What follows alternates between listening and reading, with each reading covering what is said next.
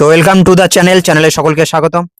তো এই ভিডিওতে আমরা দেখে নেব পঞ্চায়েত যে মোট শূন্যপদ, টার্গেট, ডেডলাইন, নিয়োগের ধরন, ত্রিস্তরীয় পঞ্চায়েত, ঠিক আছে, কোথায় কত ভ্যাকান্সি রয়েছে সব আমরা এই ভিডিওতে দেখে নেব। তো নতুন হলে চ্যানেলটিকে সাবস্ক্রাইব করে পাশে থেকো আর পুরো ভিডিওটি দেখো। দেখো মোট ভ্যাকান্সি কত, 6,500-এর ওপরে, ঠিক আছে, থাকবে 6,652 বা তারও বেশি থাকবে, নির্দিষ্ট করে এখনো বলা হয়নি, কিন্তু 6,000 প্লাস থাকতে চলেছে ভ্যাকান্সি। এটি প্রি অ্যাপ্রুভড ডেটা, পদ সংখ্যা আরও কিন্তু বৃদ্ধির সম্ভাবনা রয়েছে। টার্গেট ডেডলাইন যদি দেখি 26শে ডিসেম্বর 2026-এর মধ্যে কিন্তু এই নিয়োগ সম্পূর্ণ হতে চলেছে। নিয়োগের ধরন যদি দেখি ত্রিস্তরীয় পঞ্চায়েত, ঠিক আছে, গ্রাম পঞ্চায়েত, পঞ্চায়েত সমিতি, জেলা পরিষদ, এই 3টি স্তরে কিন্তু নিয়োগ প্রক্রিয়া হবে।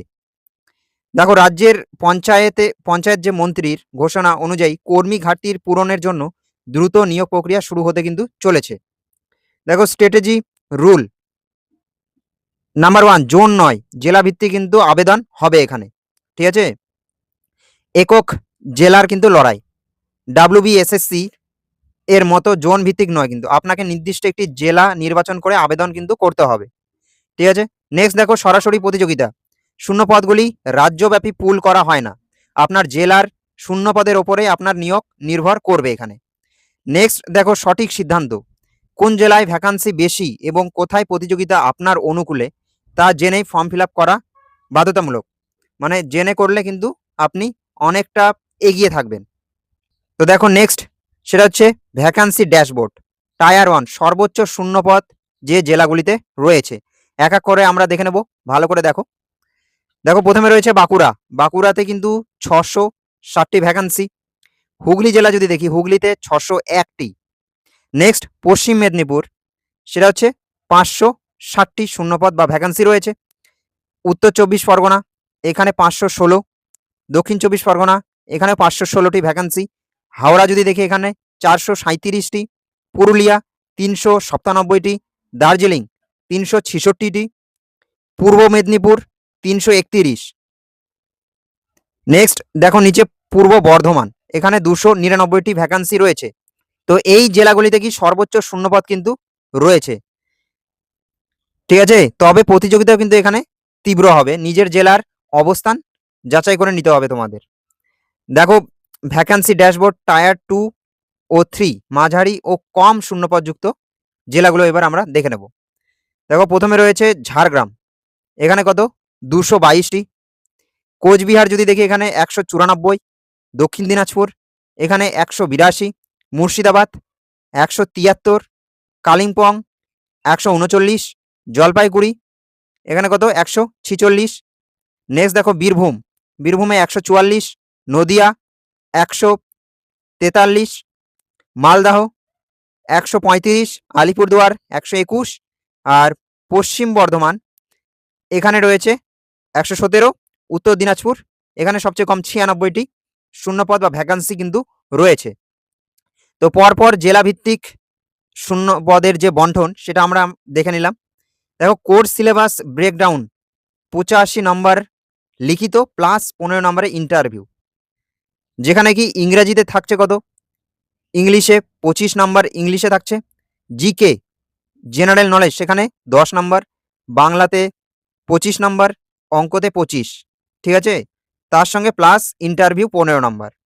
তো এই 4টে বিষয়ের ওপর নির্ভর করে মেধা তালিকা কিন্তু তৈরি হচ্ছে, ঠিক আছে। সাধারণ জ্ঞানের 10 নম্বর কিন্তু এখানটা একটা বড় স্ট্র্যাটেজি ফাঁদ কিন্তু হতে চলেছে, ঠিক আছে। জিকে থেকে কিন্তু অনেকেই কিন্তু পিছিয়ে পড়ে। দেখো তুমি অঙ্ক জানো, ঠিক আছে, ফর্মুলা ওয়াইজ করবে। বাংলা তুমি কমন পেয়ে যাবে। ইংরাজিতেও বিভিন্ন আর্টিকেল, প্রিপোজিশন, টেন্স, ঠিক আছে, এগুলো থাকছে। জিকে এমন একটা টপিক যেখানে কি দেবে তার কোনো ঠিক নেই, ঠিক আছে। কখনো কারেন্ট অ্যাফেয়ার্স, কখনো খেলাধুলা, কখনো রিসেন্ট টাইম যেসব ইভেন্টস। তো এই জিকে নাম্বারের উপরে কিন্তু র্যাঙ্ক নির্ভর করবে যে তুমি কতটা এগিয়ে থাকছো, কতটা পিছিয়ে থাকছো, ঠিক আছে। 1-2 নাম্বারের কিন্তু ফারাক থাকবে। তো এই গেল, ঠিক আছে, কোর্স সিলেবাস।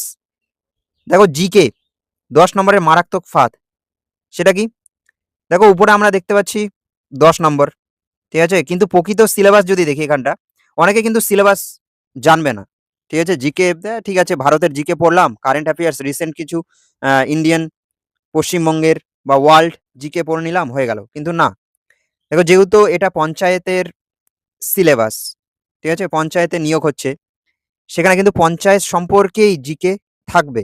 তো জিকের পোর্শনে কিন্তু দেখো গ্রামীণ উন্নয়ন, রুরাল ডেভেলপমেন্ট, ঠিক আছে? পঞ্চায়েত আইন আর্টিকেলগুলো, ঠিক আছে? ইতিহাস, ভূগোল, হিস্ট্রি, জিওগ্রাফি থেকে থাকছে। তা বাদে কিন্তু কারেন্ট অ্যাফেয়ার্স থেকেও আমরা দেখব। কিন্তু অনেকে কি করে এই পোর্শন, উপরের পোর্শনগুলোকে স্কিপ করে দেবে, ঠিক আছে? সেখানে কিন্তু ৫-৬ নাম্বার কমে যাবে। তো এইজন্য তোমাদের জানিয়ে রাখছি। তো এগুলো কিন্তু দেখতে হবে। যেহেতু পঞ্চায়েতে নিয়োগ হচ্ছে, তো পঞ্চায়েত সম্পর্কেও তোমার একটা জ্ঞান, সাধারণ জ্ঞান রয়েছে, সেটা কিন্তু যাচাই হবে। ঠিক আছে? তো বিপজ্জনক দিক, যারা সেন্ট্রাল বা রেলওয়ের প্রস্তুতি নিচ্ছে, তাদের কাছে এই জিকে জলভাত কিন্তু। এই ১০ নাম্বার ছেড়ে দিলে মেধা তালিকায় আপনি তাদের থেকে অনেক পিছিয়ে কিন্তু পড়বেন। ঠিক আছে? এই একটা পয়েন্ট কিন্তু মাথায় রাখতে হবে। নেক্সট দেখো পদের ভিত্তিতে পরীক্ষার প্যাটার্ন। আগের ভিডিওতে বলেছি, আবার দেখে নাও। সেটা হচ্ছে পঞ্চায়েত বা পিওন গ্রুপ ডি যে পদ, সেখানে কত নাম্বার? মোট ৫০ নাম্বারের পরীক্ষা হবে, লিখিত প্লাস ইন্টারভিউ রয়েছে। এখানে কিছু কিন্তু স্কিল টেস্ট নেই। ঠিক আছে?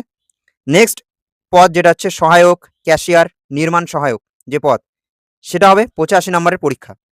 ঠিক আছে? লিখিত ৮৫ নাম্বার, ইন্টারভিউ ১৫। ঠিক আছে? এখানেও কোনো স্কিল টেস্ট নেই। ঠিক আছে?